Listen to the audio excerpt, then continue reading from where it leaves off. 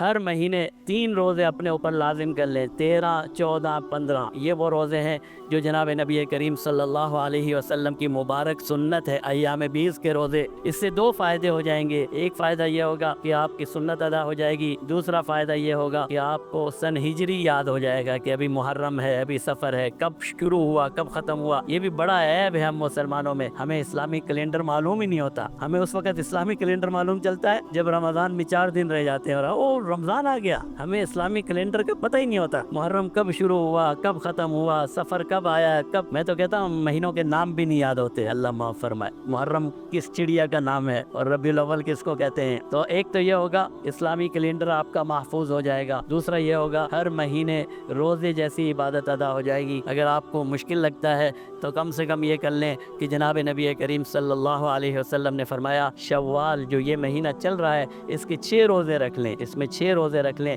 جناب نبی کریم صلی اللہ علیہ وسلم نے فرمایا جو رمضان کے بعد 6 شوال کے روزے رکھ لیتا ہے گویا اس نے پورے سال کے روزے رکھ لیے۔ تو اتنا مشکل کام نہیں ہے، کم سے کم ہر مہینے 3 روزے رکھ لیجئے۔ صدقہ اور خیرات روزانہ کی بنیاد پر، روزانہ کی بنیاد پر نہیں ہے تو ہفتہ وار نہیں ہے تو 15 دن نہیں ہے تو مہینے میں کم سے اتنا کنجوس نہ ہو اللہ کا بندہ، اتنا کنجوس نہ بنے، مہینے میں کم سے کم اتنی مقدار جو آپ کے اوپر بوجھ نہ بنے، جو آپ کے اوپر بوجھ 10 روپے دینا، 20 روپے دینا، 100 روپے، تو کہتا ہوں 1000 روپے بھی آج کل کچھ نہیں ہے۔ مہینے میں 1000 روپے میں صدقہ اور خیرات اپنے اوپر لازم کر لوں، جن کو اللہ نے زیادہ توفیق دی ہے وہ زیادہ کر لیں، اور اسی طرح تلاوت قرآن کریم ہر نماز کا کوئی وقت مقرر کر لیں کہ اس نماز کے بعد میں نے اتنی مقدار، اور یہ ضروری نہیں ہے کہ بہت بڑی مقدار ہو، جو حدیث ہم نے شروع میں جناب نبی کریم صلی اللہ علیہ وسلم کی پیش فرمائی وہ ہمیں اپنی زندگی کا لاہ عمل دیتی ہے۔